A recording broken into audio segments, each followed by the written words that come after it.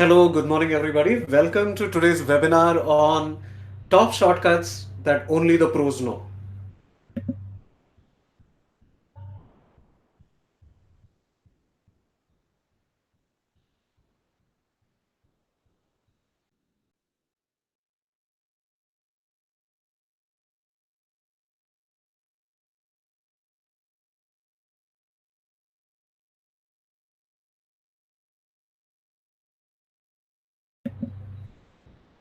So, we have eight people who are on the webinar right now, and I request those who are there listening to me to post in the chat so that I know you're here and I can acknowledge you for your participation here.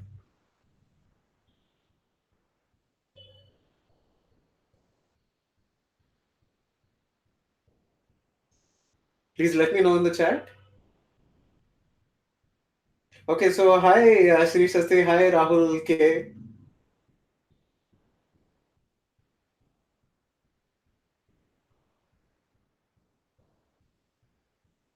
And also, just tell me a little bit about yourself, which college you're from, and have you started preparing for the TCS National Qualifier test?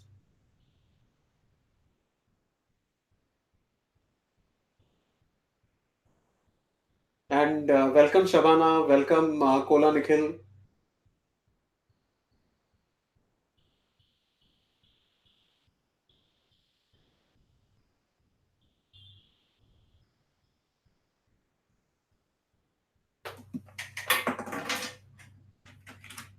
Good morning. Good morning. Okay, so hi. You're from SJC. Okay, fantastic. And have you guys started your preparation for the National Qualifier test?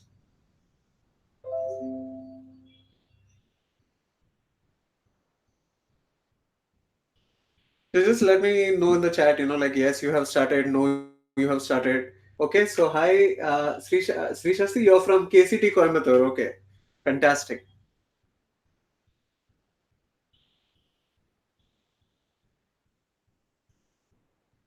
We'll wait for 2 more minutes and after that, I'll get started. Okay, you're from Hyderabad.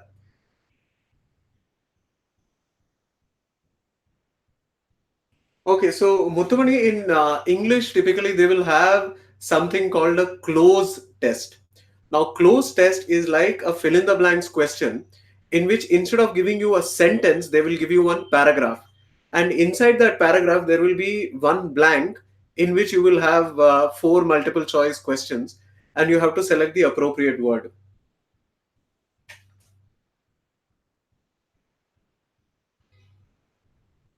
Okay, so that's what you will get in the vocabulary section.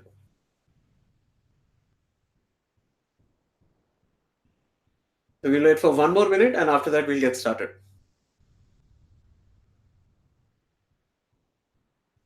Okay, so we have Satyanarayan, Shri B, and Sai Kumar who have joined us.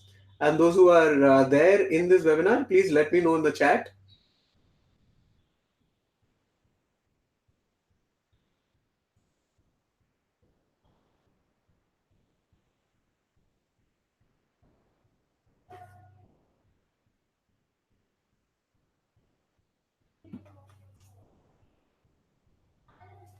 Okay, so Sai Kumar, what are the important modules on APTE?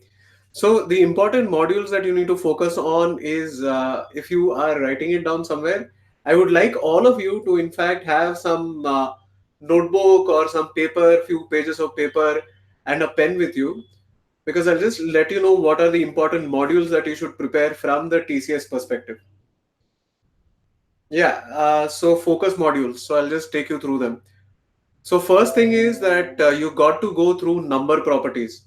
And in number properties, there are different types of problems. You will get problems based on divisibility. You will get problems based on units digit. Sometimes you'll get problems even based on tens digit. You'll get problems based on reminders. You'll get problems based on number of factors, problems based on trailing zeros. So all this you can expect from regarding the notes, yeah. So regarding the papers, regarding the notes, and regarding these materials, I will be making an announcement. Probably, maybe once we get started into the webinar, we have a platform called aptimitra.com in which you will get free questions. free pattern papers of TCS 2020 pattern, along with explanatory answers, shortcuts, notes. So everything that you would need to prepare for the TCS National Qualifier test will be on our app, aptimitra.com. Okay. Yeah, Sai of course, we can have notes. So I'm just telling you how you will be able to get them. So you can go to go to aptimitra.com and we will have tests there along with everything that you're asking, explanatory answers, shortcuts, and important formulae. Everything that you need will be available there. Okay. So you have to speak to your friends whose exams are at the morning session. Fine. Yeah, and regarding how to prepare for TCS in a short period, I would advise you that first of all, solving previous pattern papers is one of the things that you have to make a priority right now. And the second thing is, where do you get these high quality question papers? There are a lot of websites that publish questions that they say will come in the TCS National Qualifier test. And some of the websites do provide questions that come. But what is severely lacking is those questions are not edited, those questions are not proofread, those questions don't have shortcuts, they don't have explanatory answers. And for all that, we are providing it absolutely for free on our app, aptimitra.com. Yeah, we will be uploading that, Satya. Okay, we'll be having more sections. Yeah, we'll be uploading the shortcuts as well. All right.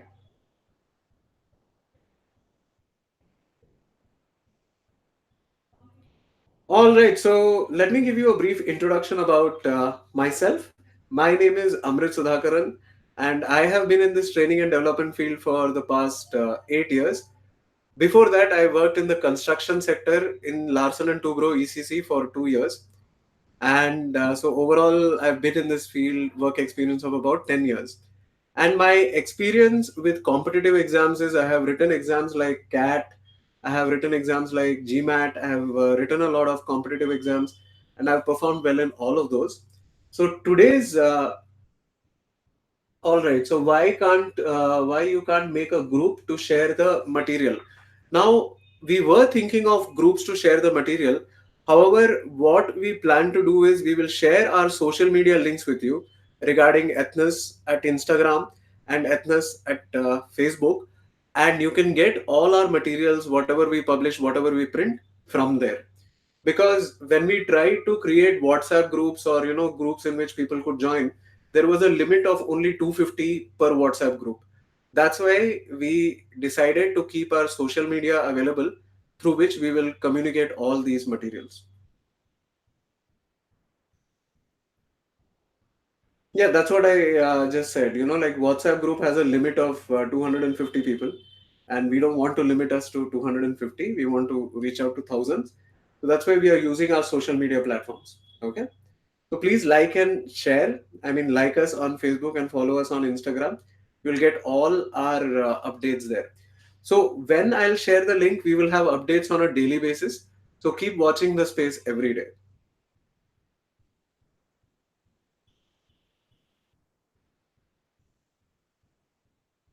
Okay. So with this queries, let's get started.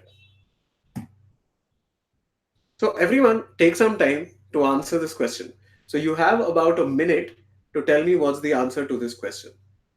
In a rectangular coordinate system, what is the area of a triangle whose vertices have the coordinates 4, 0, 6, 3, 6, minus 3?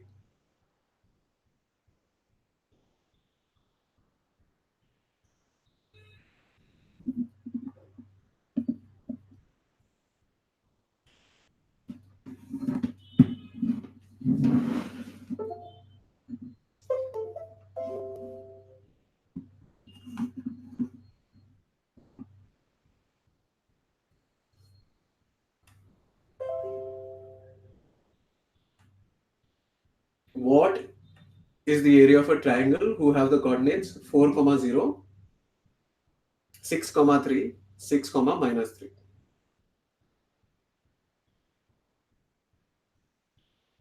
Okay, is it 7.5, 7, 6, or 6.5?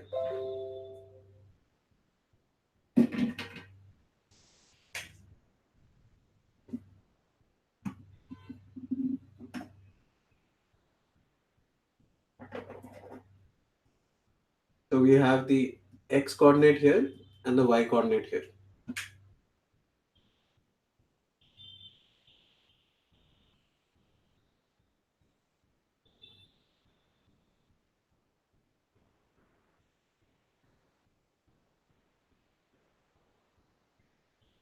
So any more answers? So we have Muthumani who has said 6 and Harini Shaktivel who has also said 6.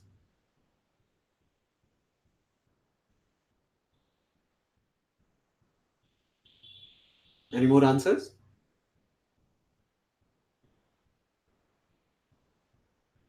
Okay. Rahul K has said 6.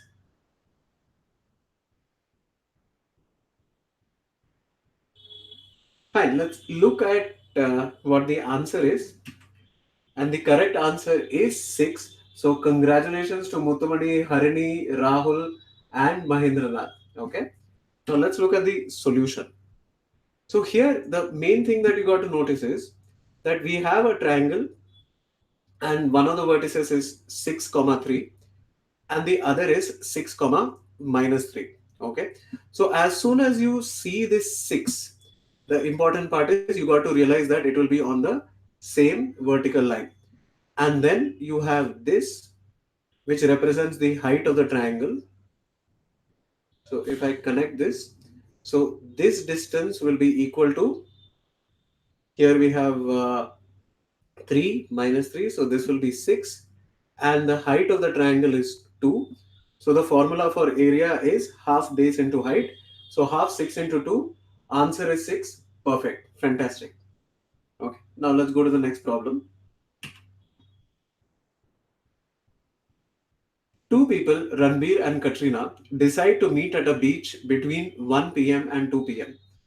It is given that both people will surely turn up once in the given time frame. Assume that they both wait at the location for 15 minutes and then leave. What is the probability that they will meet? So this is a probability question and they're asking you, there are two people, Ranbir and Katrina, they decide to meet at a beach between 1 p.m. and 2 p.m. And it is given that they will surely turn up within a particular time frame. Assume that they both wait at the location for 15 minutes and then leave. What is the probability that they meet? So this I would say is a moderate to difficult question in probability. So give it a shot.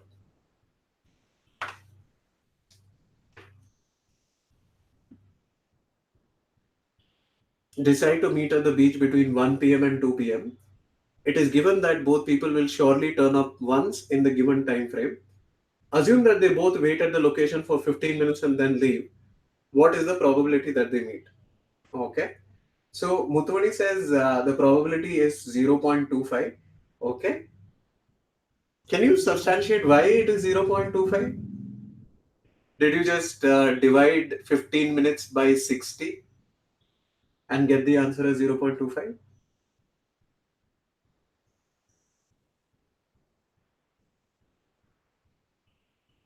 So what is the probability that they meet?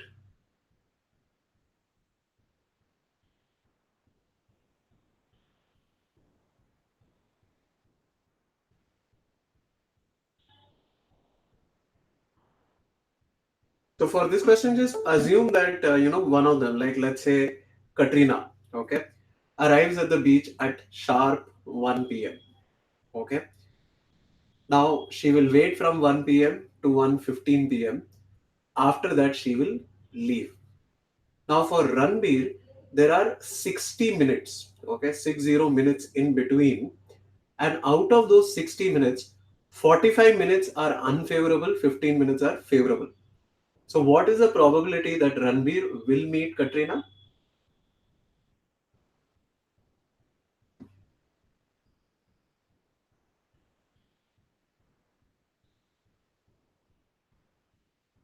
The answer is 0.25. Okay. And okay, the written explanation is too long, so I'll explain it using a simple diagram. Okay. So imagine that this is a clock. Okay. So we have 12, 3, 6, and 9. Okay. Now let's say, and between I'll mark the other ones as well. Okay. Now let's say Katrina turns up at 1 o'clock. Okay. So Katrina waits from 1 o'clock to 1:15. So 1 o'clock the time would be this, and 1:15 the time would be, sorry, 1:15 the time would be this. So there is a 15-minute window. Okay. So if I consider this as a linear scale, so 15, 30, 45, 60. During this particular window, Katrina is at the beach. Now, considering Ranbir can come anytime from here to here. Now, how do we calculate probability of anything? Probability is equal to favorable divided by total. Favorable events divided by total events. So the total events would be 60 minutes because Ranbir can come anytime from 1 o'clock to 2 o'clock. Okay. And out of this, the favorable events will be 1 o'clock to 1:15. So the favorable cases will be 15. You cancel both of them and you get 0.25. Okay.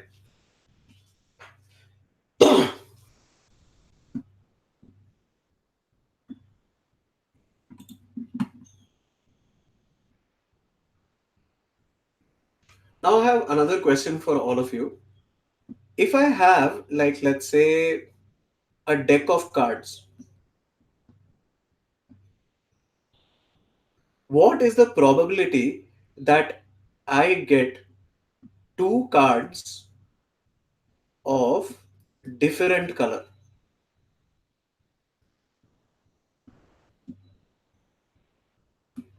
I have a deck of cards and I shuffle them very nicely. What is the probability that I get two cards of different color?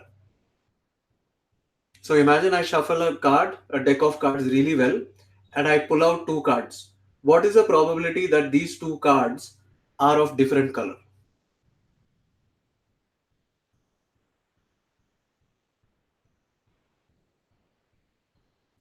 2 by 52? Okay. 2 by 52, okay. That would be like I'm taking two cards out of 52. Just look at a little more deeply, Sneha. What is the probability that these two cards that I'm taking are of different color? And now for cards, we know that the different colors are red and black. So what is the probability that the two cards are of different color? I take a deck of cards, shuffle it really nicely, pull out two cards from it. What is the probability that the two cards are of different color?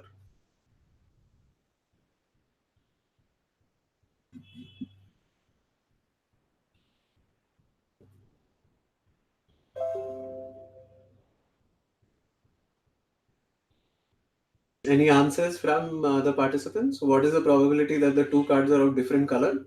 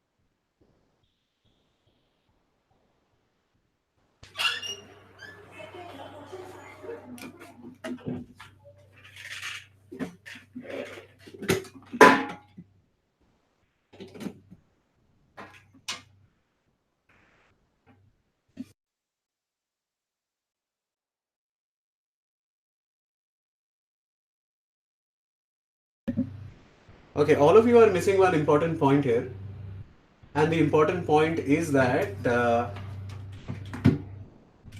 when we are picking out cards, okay, we are not really sure which one will be red and which one will be black.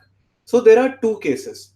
Case one is I get a red card and a black card, or I can get a black card and a red card. Now the probability of getting a red card is 26 by 52. Now the probability of getting a black card is 26 by 51. Now we have an OR case. It doesn't have to be that the first card is red and the second card is black. It could be the opposite as well. So the second case is the first card is black, which gives me 26 by 52, and the second card is red, which is 26 by 51. Now wherever we have AND, we have to put multiplication sign, and wherever we have OR, we have to put plus sign. So this actually gives us 2 into 26 by 52 into 26 by 51. Most of you missed the two part. You did not consider that this event could occur as red and black or as black and red. Please keep this in mind when you're solving probability questions, because in the option you will find all these varieties. So the answer that you have given, 26C1 into 26C1 divided by 52C2, actually that will work, okay, but the part that you missed was this 2. Okay.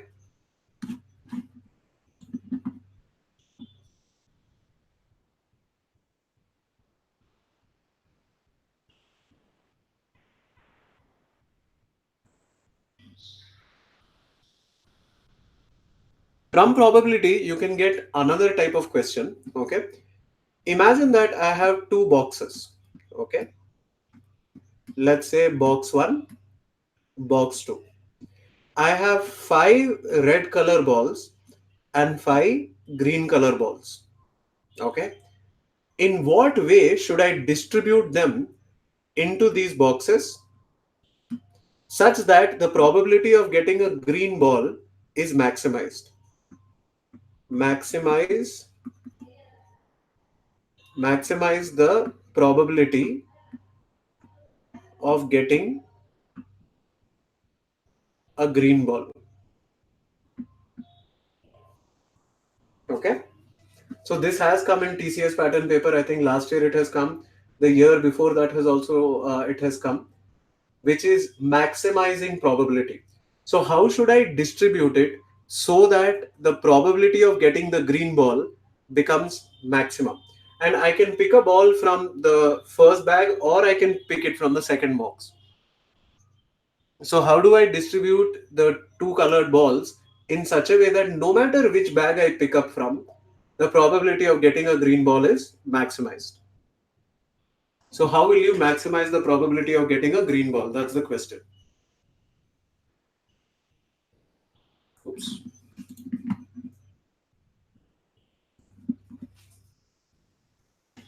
So you have two boxes, box 1, box 2, okay? And you have 5 red and 5 green. How will you distribute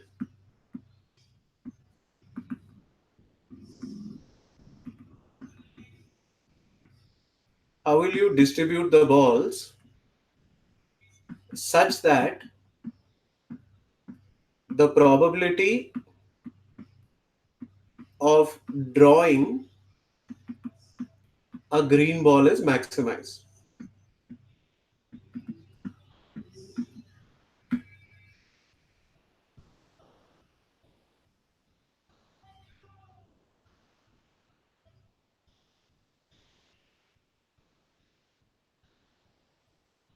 Any answer? Means will you put all the red balls in one bag and green balls in the other bag, or will you put 3 red balls and 2 green balls in one bag and 2 red balls and 3 green balls in one bag? How will you distribute the red balls and the green balls so that the probability of pulling out a green ball is maximized? So I'll wait for your answer for another minute. If you know the right approach for this problem, then this is an instant answer. You will not take so much time to calculate. But if you don't know what the answer is, then probably you'll have to spend 3 to 5 minutes to get the approach for solving this problem.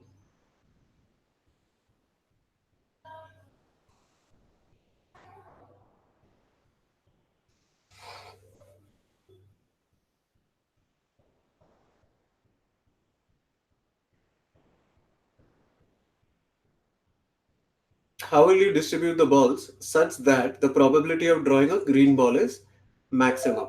Okay. Now, when you get a question like this, probability of drawing a green ball is maximized. Whenever that happens, what you need to do is whichever one that you are maximizing, put that in one box. Okay, so you will put one green ball in this box and you will not put anything else. Okay, the remaining four green balls will come here and the remaining five red balls will come here. So Harini, Shaktivel, you have the right answer. One green ball in bag one and remaining five red and four green ball in bag two. Okay, so you got that right. Now can you calculate the probability of getting a green ball? Tell me what is the probability of pulling out a green ball? If you're putting one green ball in one bag and four green balls and five red balls in the other bag, and you're pulling out one ball, what is the probability of getting one green ball?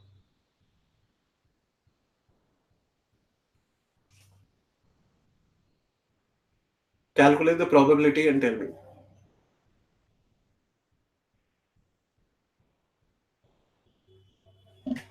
Okay, two.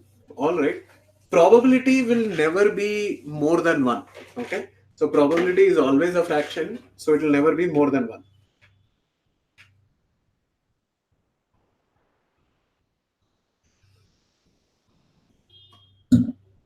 Okay, use the same thing that we learned in the previous problem. See, in probability questions, first what you need to think is what is the statement, okay? What is the statement for which what is the statement for the occurrence of the event? So the statement is I can go to bag one and pull a green ball, or I can go to bag two and pull a green ball. Now, what is the probability that I go to bag one, 1/2? Now, once I go to bag one, what is the probability that I pull out a green ball? It is 1. Okay. Now, bag two. What is the probability that I go to bag two? 1/2. And what is the probability that I pull out a green ball? 4/9. Now, this is OR, so it will get added. So, I can take 1/2 common and I get 1 plus 4/9. Okay, so this becomes 13/18. Okay, 13/18.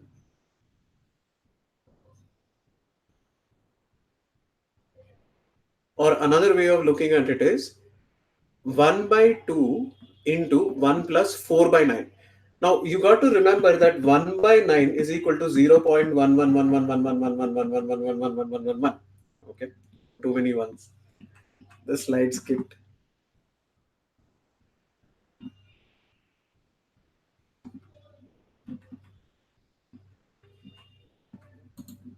Let me get the screen again. Yeah. So 1/9 is equal to 0.111111111. So 4/9 will be equal to 0.44444, etc. So the probability will be 2, sorry, not 2, 1/2 into 1 plus 0.44. So this will be 1.44 divided by 2, which is equal to 0.72. Okay. Now I'll ask the reverse. Okay, I have two balls, box one, box two, five red, five green. Tell me how to minimize the probability of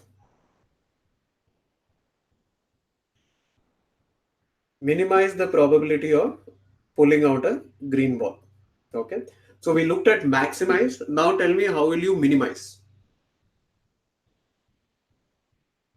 So the probability of maximizing is like Harini gave the answer. You put one green ball here, four green ball here, and the remaining five red ball here. Okay. Now my question is, how do you minimize it? How do you minimize the probability of getting a green ball?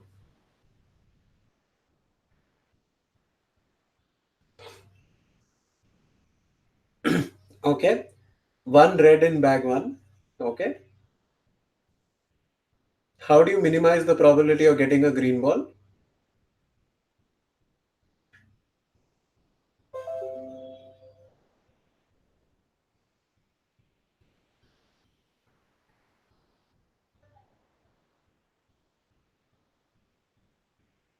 Sri Shastri, you're very close to the answer. You're very, very close to the answer. How to minimize the probability of a red ball and a green ball? Sorry, how to minimize the probability of getting a green ball?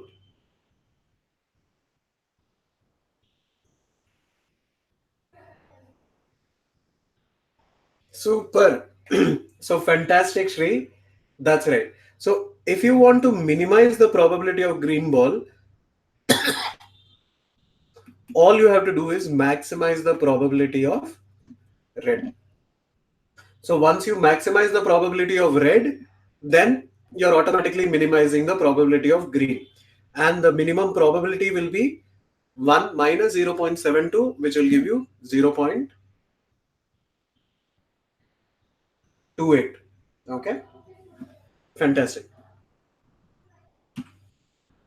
Now let's move to another question. Now this is a typical TCS question. Okay, every year you can expect a problem like this. Now what I mean by typical TCS question is that they give you questions that are very, very lengthy. So last time TCS National Qualifier test, what they did is they chose 20 questions and then they gave 40 minutes for that. So that is an average of 2 minutes per question. This time they're giving you 15 questions and giving you 30 minutes. So again, the average time per question is 2 minutes, which means that the difficulty level, the type of question and all is not going to change. Okay. And this time also you will have some star questions and you have to prioritize on answering those star questions. And there will be questions which are very, very lengthy and wordy, like 4 lines, but actually they're very, very easy to solve. So take a shot.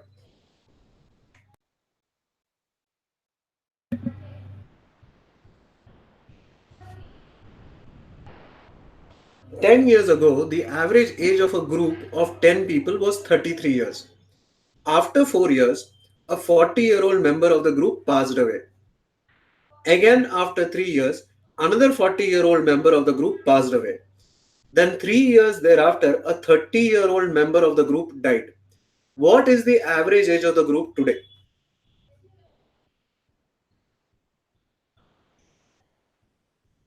10 years ago, the average age of the group of 10 people was 33. After 3 years, a 40-year-old member of the group passed away. Again, after 3 years, another 40-year-old member of the group passed away. Then 3 years thereafter, a 30-year-old member of the group died. What is the average age of the group today?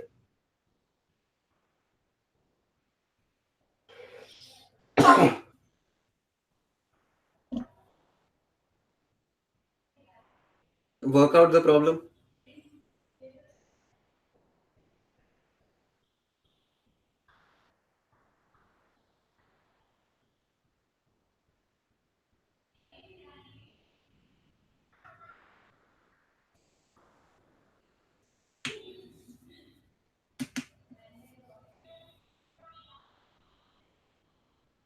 So 10 years ago, the average age of a group was 33, sorry. And after 3 years, a 40-year-old member of the group passed away. So let's look at the impact of that. 10 years ago, so this time the year is 2019, this year. So 10 years ago would be 2009. So for a group of 10 people, the average age in 2009 was 33. Okay. So let's say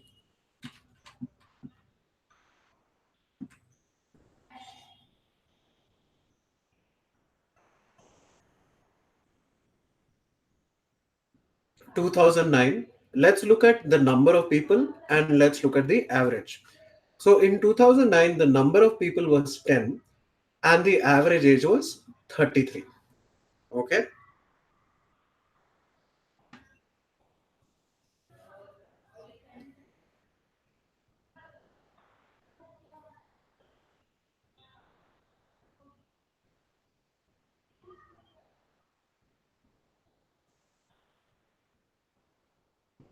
So any answers from anybody?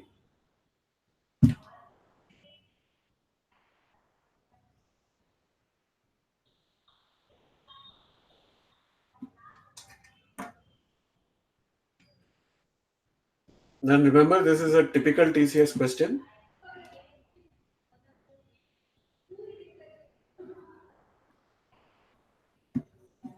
So 2009, 10 years ago, the number of people in the group is 10 and the average age is 33, which means that the sum of ages is 330. Okay. 3 years later, okay, which means from 2009, we are going 3 years forward. So that will be 2012. Since the age of each person in the group will increase by 3, the sum of the ages will also increase by that much amount. Okay.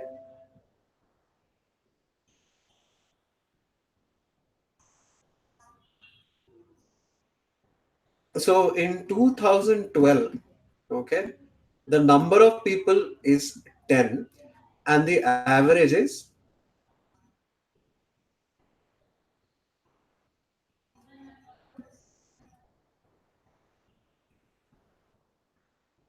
33 plus 3. So therefore the total will be 360. Okay, that's what it says here. After a 40-year-old member passes away, okay, the sum will be 360 minus 40, which is 320, and the number of people is 9.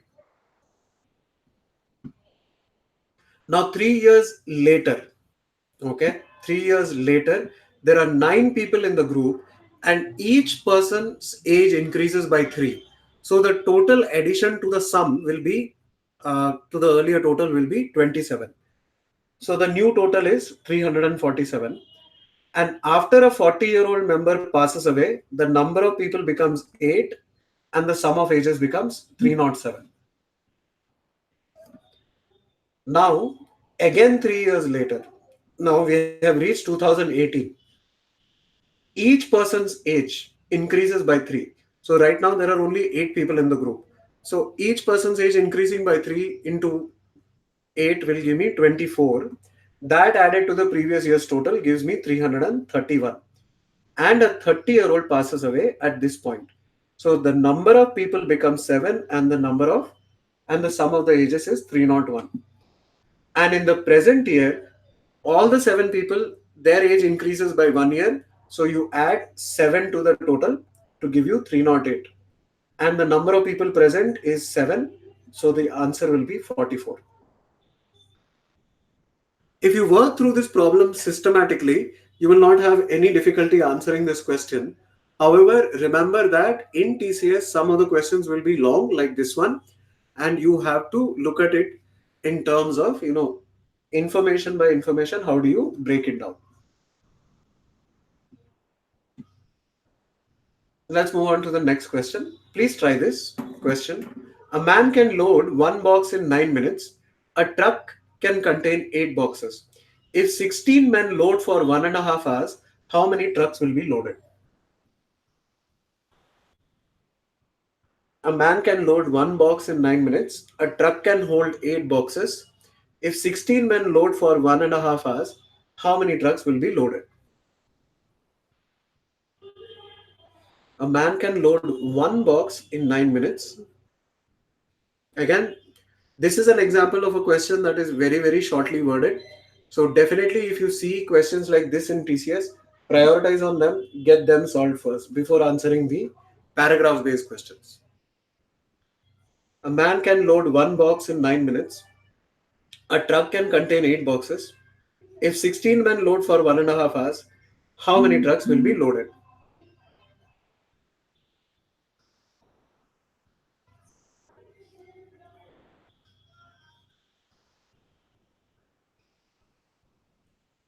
How many trucks will be loaded?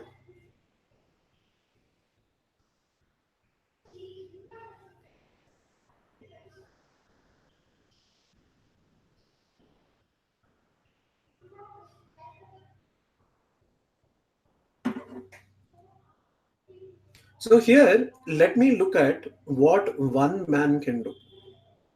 Okay. So one man, if there is only one man loading these trucks, let's see how much does he do in 1.5 hours. So one man in 90 minutes, which is 1.5 hours, will load 10 boxes. Okay. One man in 90 minutes will load 10 boxes. So if you have 16 men, so in 19 minutes, sorry, not 19, 90, you will load 10 into, not 90, 10 into 16. Okay. And each truck can contain 8 boxes. So the number of boxes loaded is 20. So Harini, you're absolutely right. The answer is 20.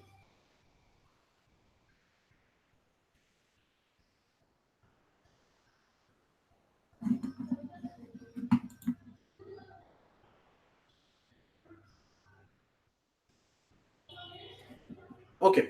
Now let's say A can finish a task in 8 days. B can finish the same task in 10 days. How many days will it take to finish the job if A and B work alternatively?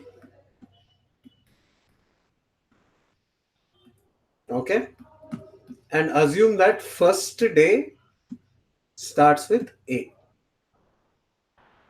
Okay. Now, this is a question from time and work.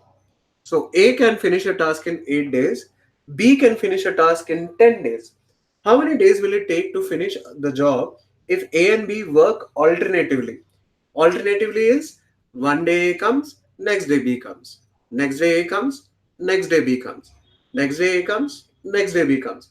So if they work like that, then how many days will they take to finish the job? If they work alternatively,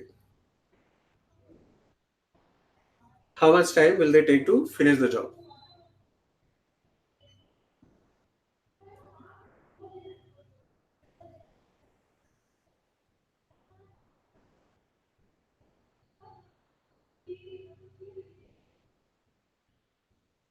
Okay. Sri Shastri, you say it's 10 days. Shabna, you say 18 days. Okay. Now I'll give you a clue. Okay. Now the clue is A can finish the job in 8 days. Okay. And B can finish the job in 10 days. Now let's say if A works alternatively, okay, which means A leaves one day gap and another day gap, then A can finish the job in 16 days. If B alone works alternatively, they'll be able to finish the job in 20 days.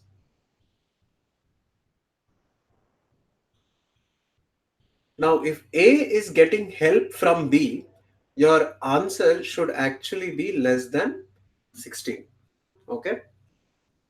A alone, if he works alternative, like one day I'll work, next day holiday, then I'll work again, then holiday, I'll work again, then holiday. If it is like that, then A would take 16 days. Not 16 days exactly, it will be 15 days. Okay. And B would take 19 days.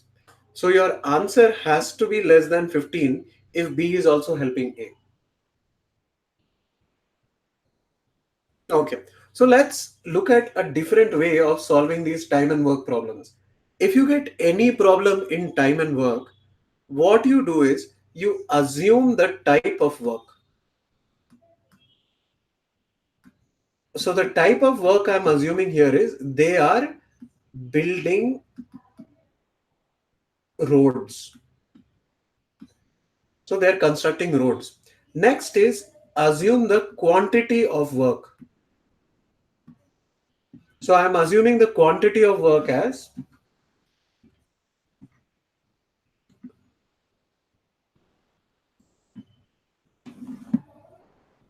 so I have assumed the type as building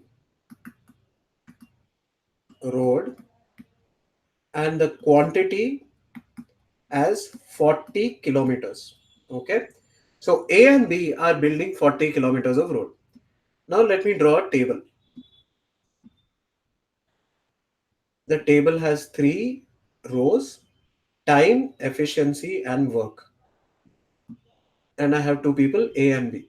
Now I am told that A can finish a job in 8 days and B can finish the job in 10 days. And what is the job? The job is building road. And how much road do they have to build? 40 kilometers. So the work done is 40. Now this tells us that A can do 40 kilometers in 8 days, which means in one day he'll be able to do 5. B does 40 kilometers in 10 days, so in one day he will do 4. So let's look at the timetable. Okay. So let's say day 1. Who is working? A. How much of the work will be complete? A does 5 units of work, so 5. Second day who comes? B. And B does 4 units of work, so total will be 9. Day 3 who comes? A. He will do 5 units of work, so the total work will be 9 plus 5, 14. And this will go on until the road is fully constructed. Okay. So now I know in 2 days the amount of work done is 9. Now I double this. 4 days, the amount of work done will be 18. 8 days, the amount of work done will be 36. Okay. Now we have come very, very close to the actual work. Okay. Which is 40. Right. Now who will come on day 9? So like this, if we continued, day 9 who comes? A comes. And by that time 36 units of work is already done. So how much is remaining? 4 units of work is remaining. And to do this 4 units of work, A does not require a full day because A can do 5 units of work in one day. So A does not have to do 5 units because the road should only be 40 kilometers. If A does 5 kilometers, then the road will become 41, which is not necessary. So on the ninth day when A comes, A has to do only 4 kilometers. And for doing 4 kilometers, he does not require a full day. Instead, he requires only 4/5 of a day. Okay. So the total time taken will be 8 plus 4 by 5th of the ninth day. That will finish the job. So the final answer is 8.8. Okay. The final answer is 8.8 days. Now remember, some people what they do is uh, they figure out that in 2 days you do 9 kilometers. So what they do is, so number of days taken for 40 will be calculated as 40 by 9 into 2. So this gives you 8.88888888, which you might round off to 8.8, but this is the actual way of solving this. Okay. So this is, sir, if you assume 50 days, actually the number of days is not what we are assuming. We are assuming the kilometers of road. And there is a reason why I took 40. Okay. Now, like he suggested, let's take 50 and see what happens. Okay. Time, efficiency, A, D. Okay. So I take 50 here, 8 here, 10 here. Now, when I divide 50 by 10, I get a good number, 5. But when I divide 50 by 8, okay, when I divide 50 by 8, what I get is 6.25. Okay. Now, I personally don't like working with fractions. I don't like working with fractions. I like whole numbers or integers. That is the reason why I am assuming it as 40. Okay, so that I get numbers without decimals in these places. I could also take this as 400. I can take this as 80. Take it as any number that is divisible by both 8 and 10. So that you get a number without a decimal here. Okay. Yeah. So the reason why we take the LCM of 8 and 10 is because it is easily divisible by 8 and 10. Otherwise, you will end up with decimals in the calculation. Okay, now let's move on to the next question. Okay, now this is a good question. George is two-third as efficient as Smith, and Smith is three-fourth as efficient as John. If all three of them work together, then what fraction of the work will George complete? This is also a very good question. And this is a different way of asking something that we have already seen in the previous question. George is two-third as efficient as Smith, and Smith is 3 by 4th as efficient as John. If all three of them work together, then what fraction of the work will George complete?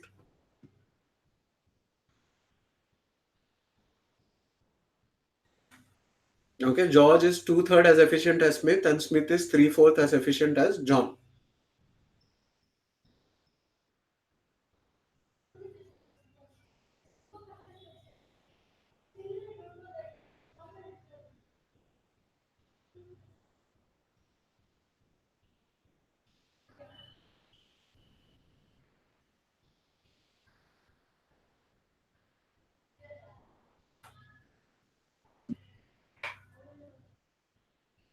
Okay, ratio is 2 is to 3 is to 4. Okay, therefore 2 by 9.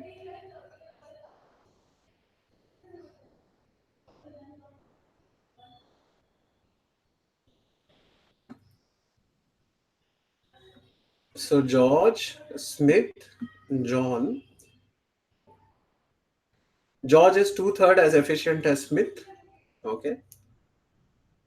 Now here, the concept of efficiency is how much work is a person able to do per unit time. That per unit time can be per minute, it can be per day, it can be per hour, it can be per month, it can be per anything. Okay, so efficiency is always measured in terms of work done per unit time. So let's say that the unit of time is 1 hour, and again, let me assume that the job that they're doing. Okay, so let's say that all three of them work in one South Indian restaurant, and all three of them are supposed to make vadas. Okay, so the work that they're doing is making vada. Now George can make 12 vadas in 1 year, in 1 hour. Okay, so sorry, not George. John's efficiency is 12 vadas in 1 hour. Now Smith is three-fourth as efficient as John. So three-fourth of that will be 9. Now Smith is two-third as efficient. Okay. So Smith is two-third as efficient. So that would be 6. Okay.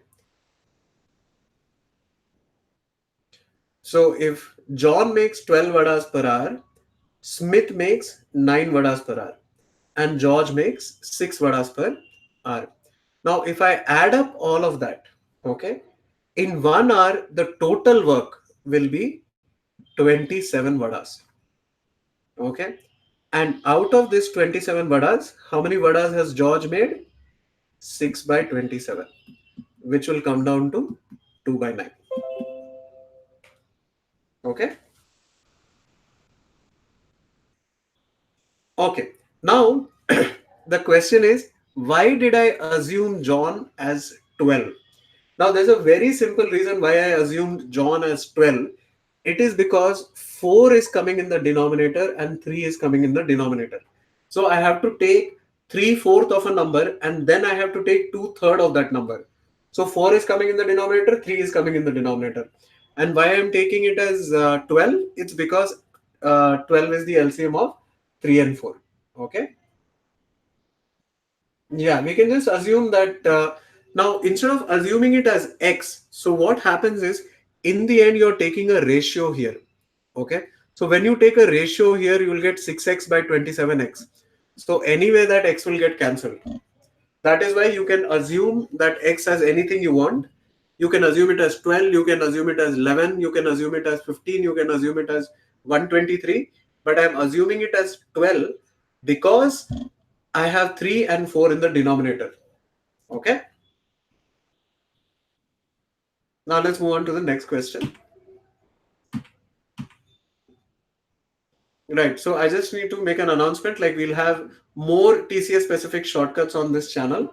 So please share this group and this channel with your friends, like and subscribe. Oh, this is a good question. This is based on factors. On prime factorization of an integer, we get n is equal to a into b into c, where a, b, and c are distinct prime numbers. How many factors does n have? I can almost be certain that you will have a question based on factors.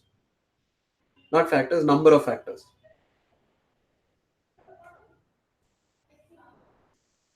I'm pretty much sure that there will be a problem similar to this.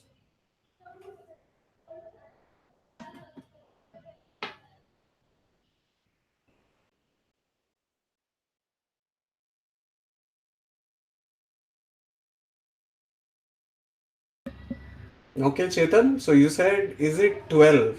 We'll see.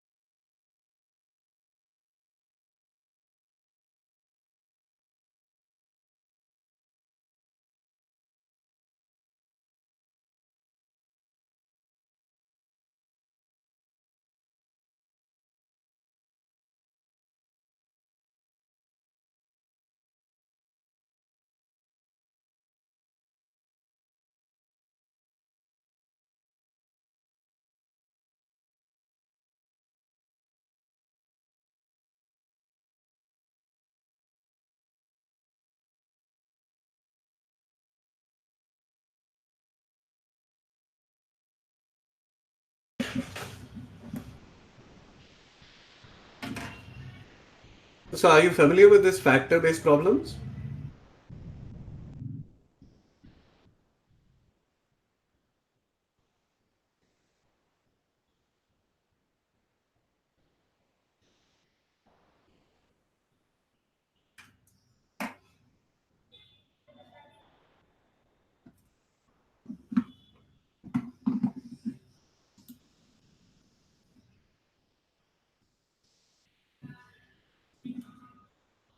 Let's take the number, like let's say let's take a small number, 12.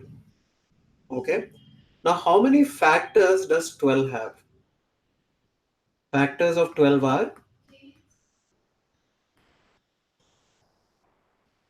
1, 2, 3, 4, 6, and 12. These are the factors of 12. Okay, so 12 has 6 factors. Okay. Now, if we had to manually find the number of factors, one way of doing it is by this method called factor pairing. Okay. Another way of finding out the number of factor is I do the prime factorization for 12. So 2 6 are 12, 2 3s are 3 1s are and I get the prime factorization. So 12 is equal to 2 into 2 into 1, or 2 raised to 2, not into 1, 3, into 3 raised to 1. Okay. Now I want you to look at something that I do very, very carefully. All right.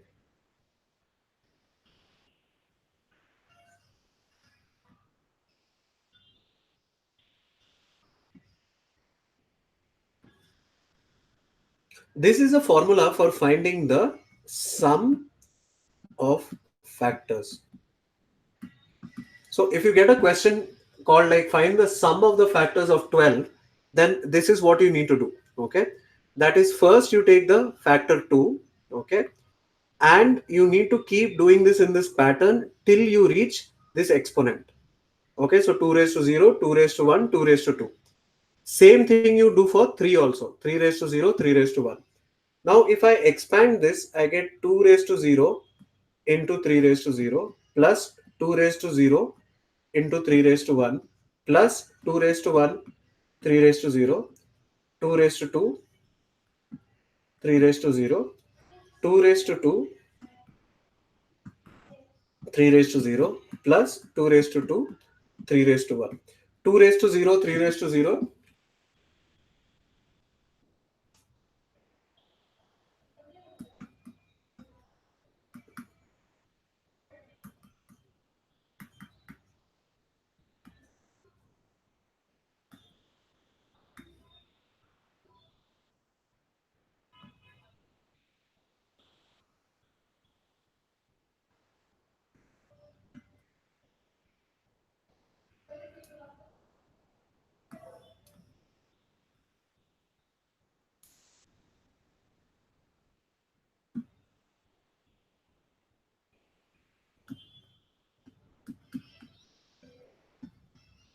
Okay.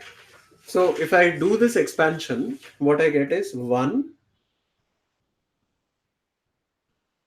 3, 2, 6, 4, and 12, which are all factors of 12. Instead of doing this the long way, what I could have done is 12 is equal to 2 raised to 2 into 3 raised to 1. First, I look at the exponents 2 and 1, and then I increment the exponent by 1. Okay, because we are taking this 2 raised to 0 and 3 raised to 0, we are incrementing this exponent by 1, and then we just multiply. So you get 3 into 2, which is equal to 6. Okay. So now let's look at our question. Okay, if we look at our question, n is equal to a square into b raised to 1 into c raised to 1. So what is step 1? Increment all exponents by 1. So let's increment all the exponents by 1. So you get 2 plus 1, 1 plus 1, 1 plus 1. So that is 3, 2, 2. Step 2 is multiply the incremented exponents. Okay, multiply the incremented exponents. So that gives you 12. So the number of factors of this is 12. Okay.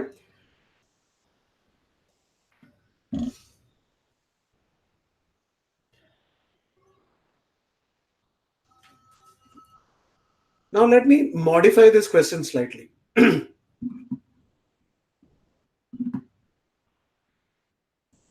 Let me modify this question slightly. If A, B, C are consecutive primes, okay, starting from the least prime number,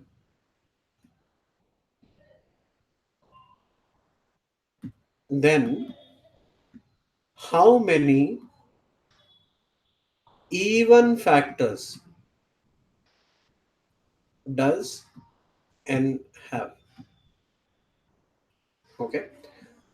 Or another way in which I can ask you this question is, let me simplify it a little bit.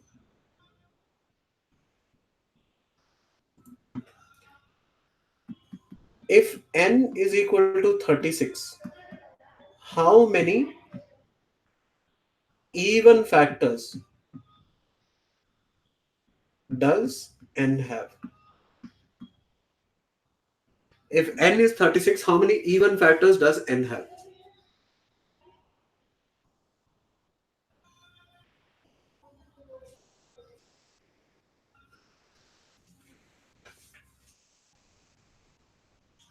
If n is equal to 36, how many even factors does n have?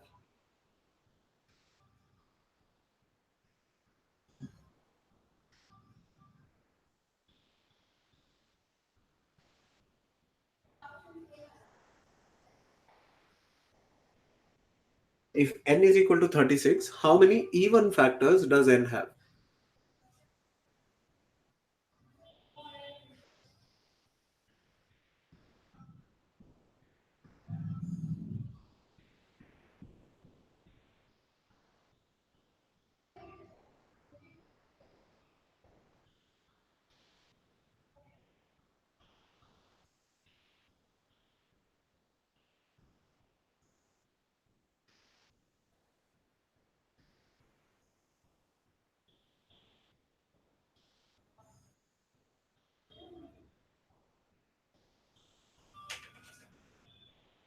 Okay.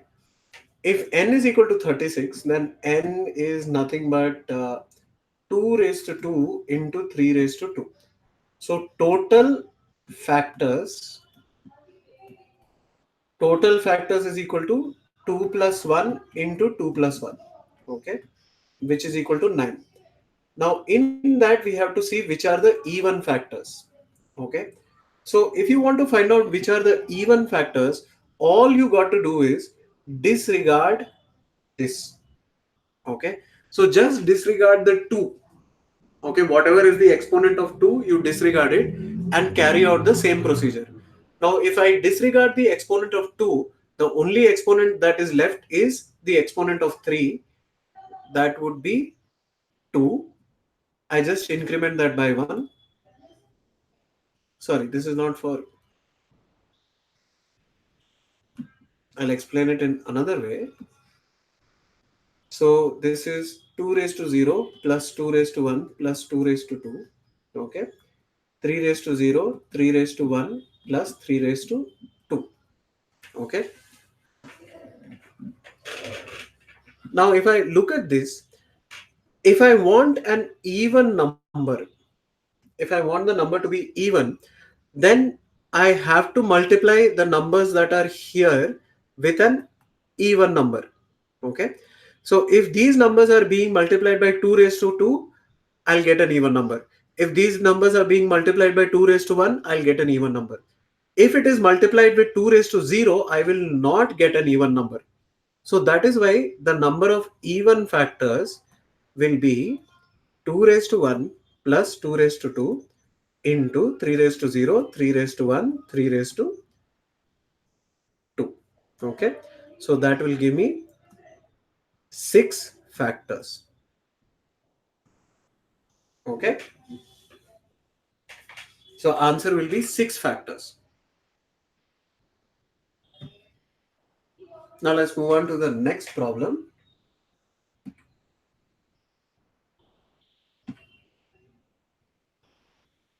Okay. Now here's another typical question for you.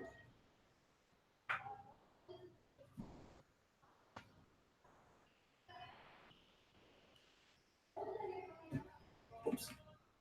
29 points are arranged clockwise around a circle. These points are numbered from 0 to 28.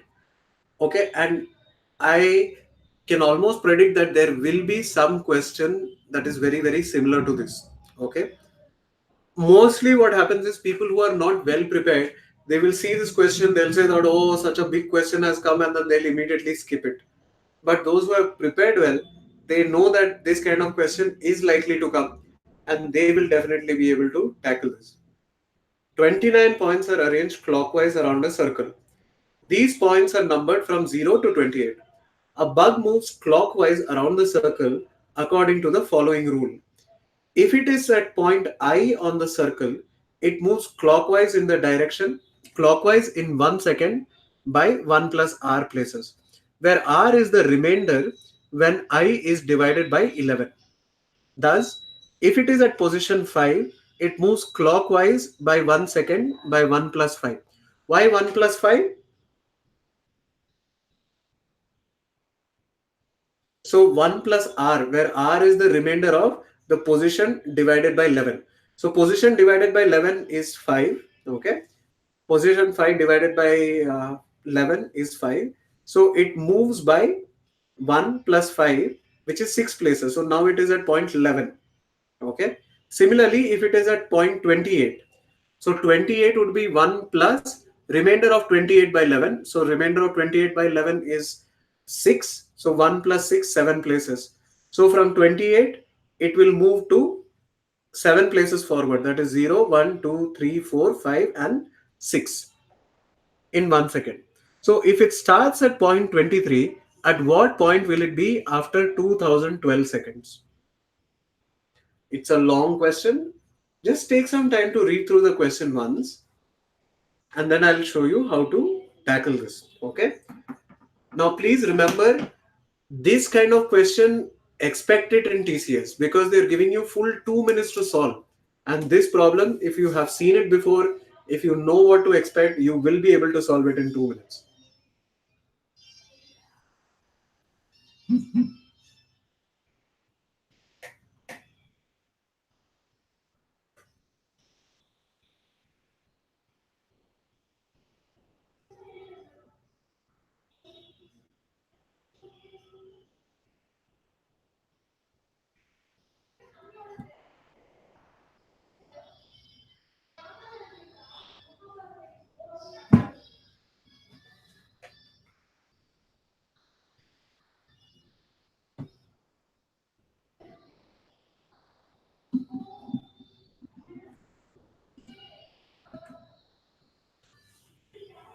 So let's look at the explanation for this problem. Now, when the bug is at position number 23, okay, the bug will move 1 plus 23 divided by remainder of 23 by 11. 23 by 11, the remainder is 1. So after 1 second, the bug would have moved 2 spaces. Okay. So from 23, if it moves 2 spaces, it is now at 25. Now let's look at what happens at 25. From 25, the bug will move 1 plus remainder of 25 by 11. Remainder of 25 by 11 is 3. So 1 plus 3, the bug will move by 4 spaces. So now the bug is at position 29. But we don't have 29 positions. We have only 28 positions, which means that the bug is now at 0. Now from 0, the bug moves 1 plus remainder of 0 by 11. Remainder of 0 by 11 is 0. So the bug moves by 1 space. Therefore, after 3 seconds, so total now 3 seconds have passed, the bug is at position 1. Now from 1, the bug will move 1 plus remainder of 1 by 11. That would be 2 spaces. So in 4 seconds, the bug is at position number 3. Okay. So I'm just tracking where is the bug, where is the bug, where is the bug. Now from that point, it will move 1 plus remainder of 3 by 11, which is 4 spaces. So after 5 seconds, the bug will be at 7. Now again, I repeat the same process. 1 plus remainder of 7 by 11 gives me 8 spaces. Now therefore, after 6 seconds, the bug is at position 15. And then 15 by 11, 4 is the remainder, 5 spaces. After 7 seconds, the bug is at 20. So after 7 seconds, the bug actually gets back to the after 7 seconds, the bug actually gets back to the starting position. Okay. So see the bug.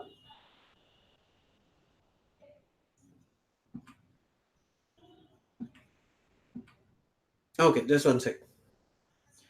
From 20, the bug moves 20, sorry, 1 plus remainder of 20 by 11, which is 10 spaces.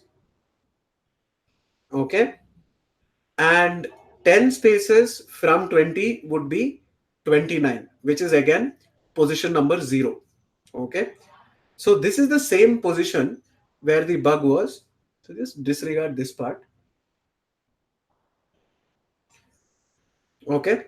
So therefore, after 8 seconds, the bug is at 20 plus 9, which is equal to 29. But since there's no 29, it is at space 0. Now, this was the same position that the bug was when it was in 3 seconds. See, 3 seconds, the bug is at. After 3 seconds, bug is at 0. Okay. So, the first 3 seconds out of 2012 does not fit the pattern. We remove that. The remaining 2009 will follow a pattern. When we divide 2009 by 5, we get the remainder as 4. This tells us that, and why are we dividing it by 5? Because the pattern is repeating every 5 times. So this tells us that after 2012 seconds, the bug will be in the fourth position. Why fourth position? Because remainder is coming as fourth. And the fourth position in the cycle is 20. So let me just rephrase this. Okay.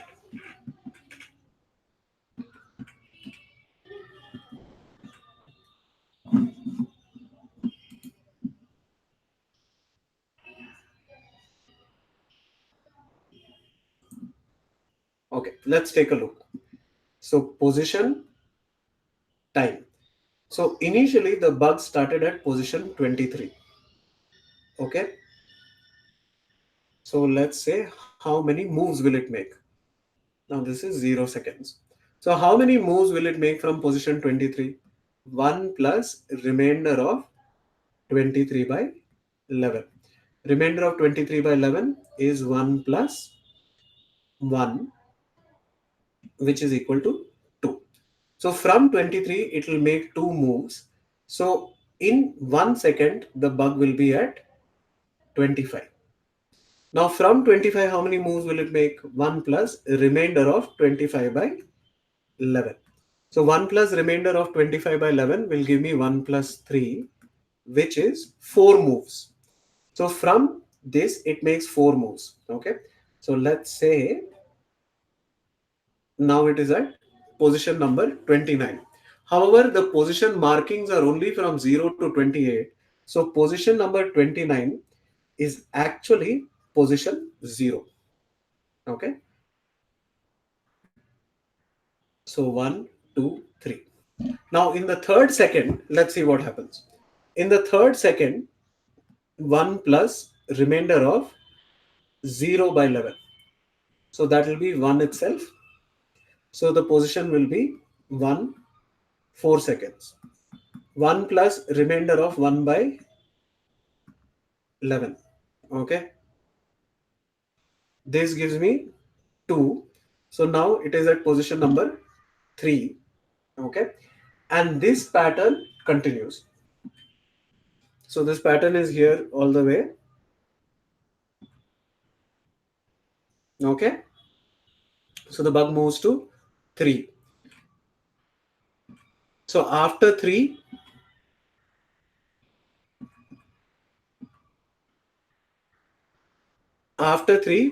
the bug moves to 7. After 7, the bug moves to 15. After 15, bug moves to 20. After 20, the bug moves to 0 again. Now that is a cycle. Okay. So how many times did it take? Now the bug is at 0. So 1, 2, 3, 4, 5. After that, it comes back to 0. That is why the cycle is 5. And when I divide 2009 by 5, I get the remainder as 4. Now for the fourth cycle, fourth position in the cycle, the number is 20. Okay. So that's how you calculate this problem. Let's move on to the next one. Raj invested 3 companies, Indigo, HUL, and SBI, at rupees 300, 200, and rupees 3 per share. If he bought 100 shares for rupees 10,000, then how many Indigo and HUL shares did he buy? Now, this is a simple algebra question. Please try this.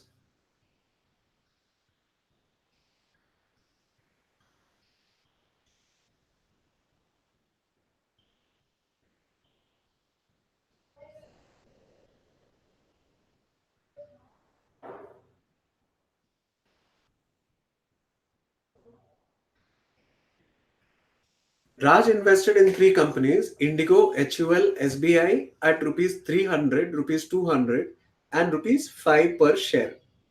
If he bought 100 shares for rupees 10,000, then how many Indigo and HUL shares did he buy?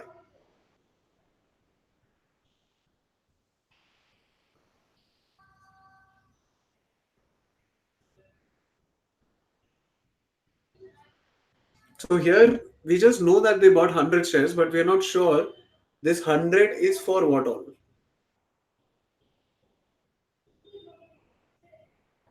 How many Indigo and HUL shares did he buy?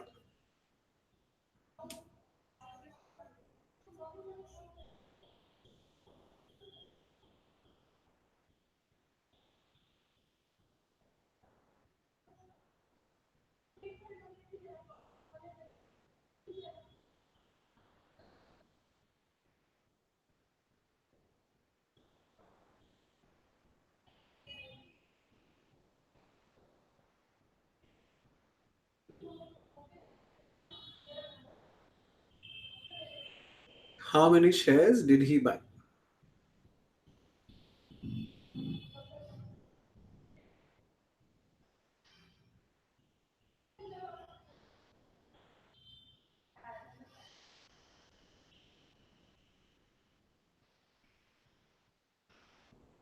So since I know that the total is 100 shares, okay, here this is HUL plus Indigo.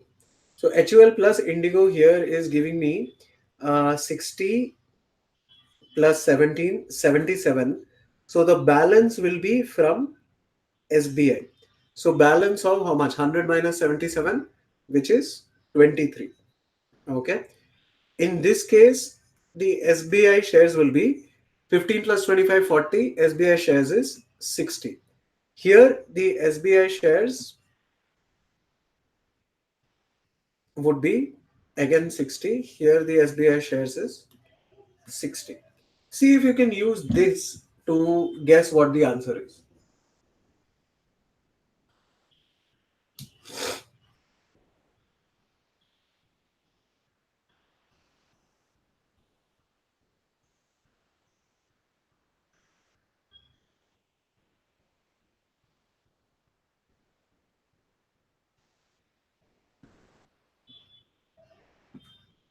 Let's look at this. Okay.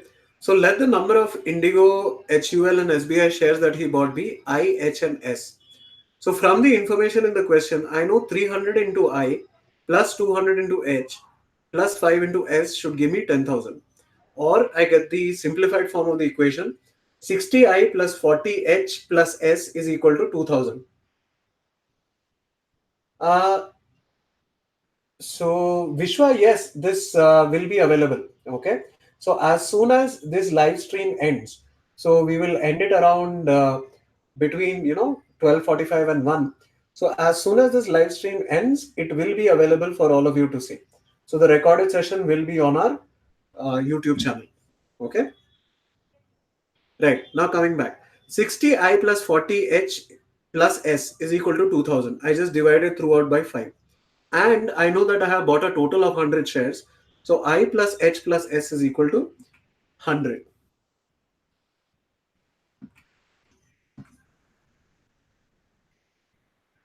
Okay.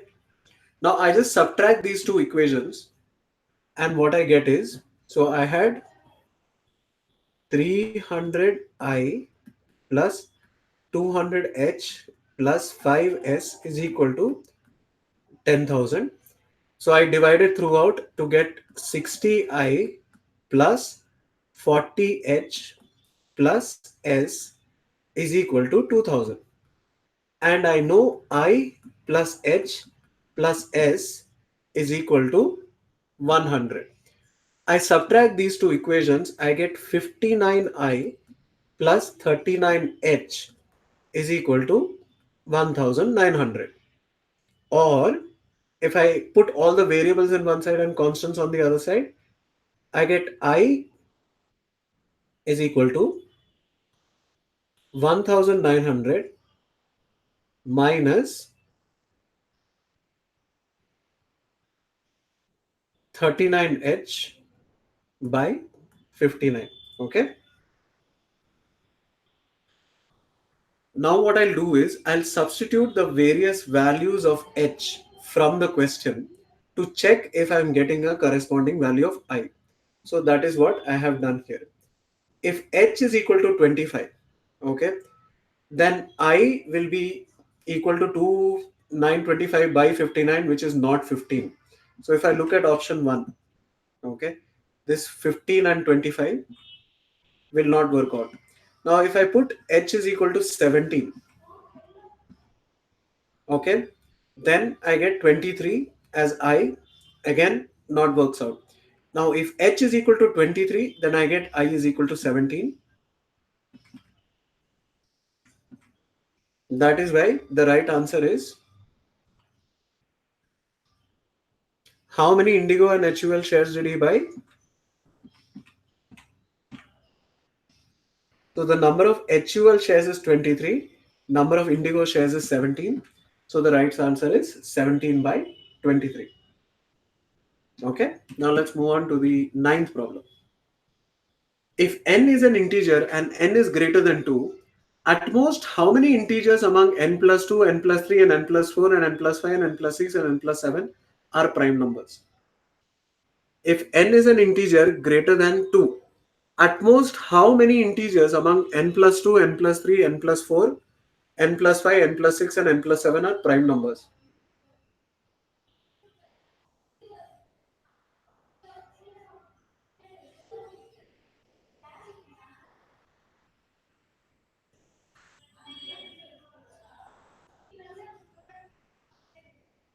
If n is an integer and n is greater than 2, at most how many integers among n plus 2, n plus 3, n plus 4, n plus 5, n plus 6, and n plus 7 are prime numbers?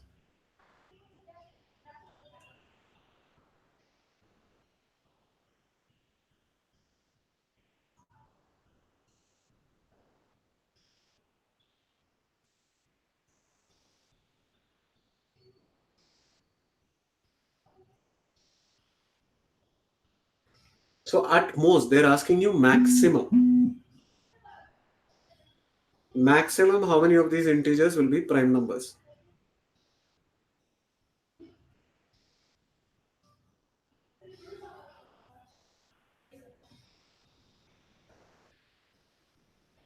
Now if you consider the ranges, like let's say 1 to 10, 11 to 100, 101 to 1000. Now let's not consider those ranges. Okay, so see how you can solve this.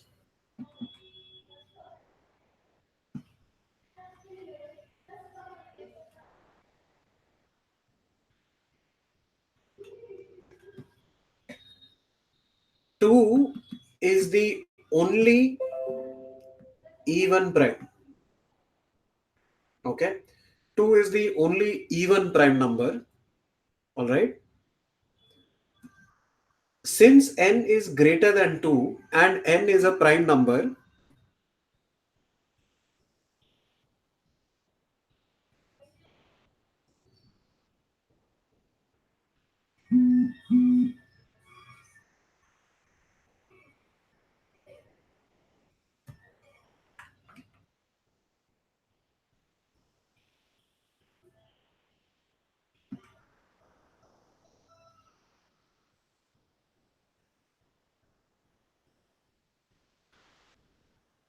yeah, take n is equal to 3. So you get 5, 6, 7, 8, 9, 10. Okay, 5, 6, 7, 8, 9. So in this, how many prime numbers do you get? 5 and 7.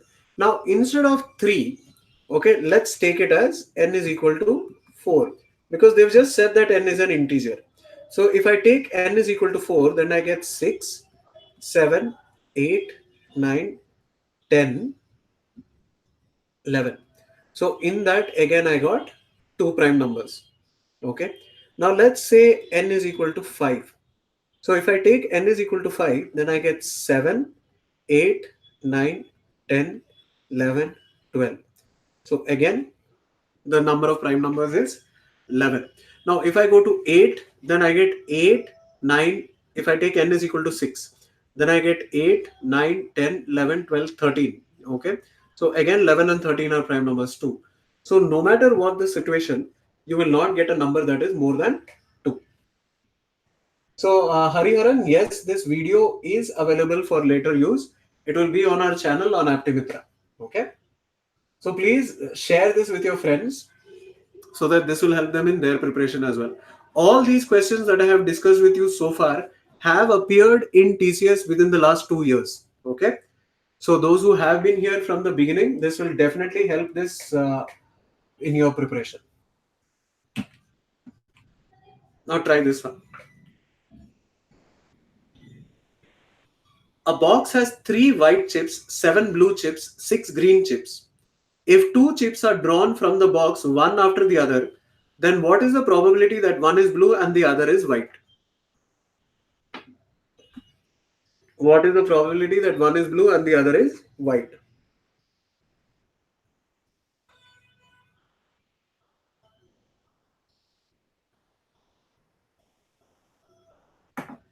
What is the probability that one is blue and the other is white?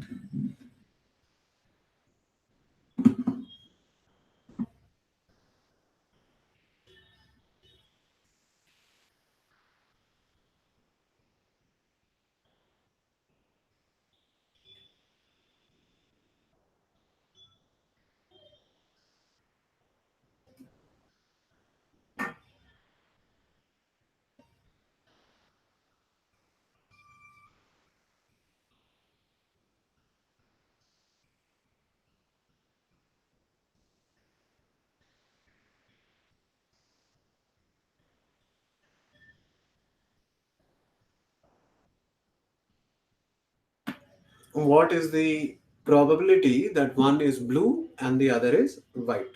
Okay. So let's take a look at this.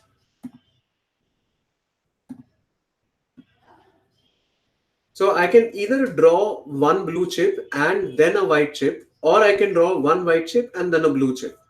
So let's look at what is the probability of drawing a blue chip and then a white chip. So there are 7 blue chips and total is 26, and there are 3 white chips. If I have taken out one blue chip, then the total will be 25. Similarly, one white chip and then a blue chip will be 3 by 26 into 7 by 25. Now, like in the first question that we discussed, or not in the first question, the probability question that we discussed, when you're pulling out cards, it can happen as red, black, or it can happen as black, red. So similarly here also it can be white, blue, or it can be blue, white. So that is why we are adding this 7 by 26 into 3 by 25 with 3 by 26 into 7 by 25. Okay. If you simplify it, you get this 21 by 26 into 25 plus 21 by 26 into 25. 42 by 25 into 26, which cancels to give you 21 by 13 into 25. Okay. So 13 into 25 will be 250 plus 150. Okay, what is 13 into 25? 13 into 25, 13 into 20 is 260, and 13 into 5 is 65. Add both of them, you get 325. So you're right, Shabna. Okay. So this brings us to the end of this particular webinar, in which we went through 10 TCS questions that have appeared in the past 2 years, and has a good chance of appearing in this national qualifier test as well. So this is the first of our webinar, and I hope you found whatever techniques that I have shared with you useful. In future, we will have more sessions like this uploaded to our YouTube channel. And also, I have seen that a lot of you have asked for free material regarding, notes, problems, pattern papers, explanatory answers. We will be sharing that to you as well. And when we will be sharing that with you, we will start sharing it on a daily basis. And how you can get it is by following us on Instagram, or liking us on Facebook, or subscribing to our Aptimitra channel. So these are three places, and even downloading our or signing up for our Aptimitra app. So there are four places where you can get the latest updates, question papers, everything related to TCS. So what are the places? One thing is aptimitra.com. The second one is Instagram/Ethnus. The third one is Facebook/Ethnus. And the fourth one is subscribing to us on YouTube. So all those who have been with me throughout the video from the beginning to this point, as well as those who have joined us in between and left and probably rejoined, I thank you all for participating in this webinar.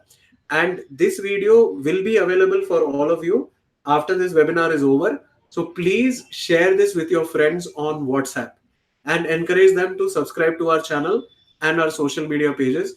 We have a lot of useful content related to TCS coming up. So please follow our space. And everything that we provide to you will be absolutely 100% free. Okay. Other places they're charging, thousands and 2000s and all for a paper. Believe me, I can provide you better quality papers. Ethnos will give you better quality papers, better explanatory answers for free. So please let all your friends know and spread the message, spread the link on YouTube, and your cooperation will definitely be an encouragement for us to provide more and more material to all of you. Okay. So that's me. My name is Amrit, and thank you so much. I'll be providing it. Keep watching our Instagram and Ethnos space. We will be announcing when we are providing the materials in that area. Okay, Nikhil? So with that, we conclude this webinar. Thank you all for participating. Have a wonderful Sunday ahead of you and keep preparing for the TCS NQT.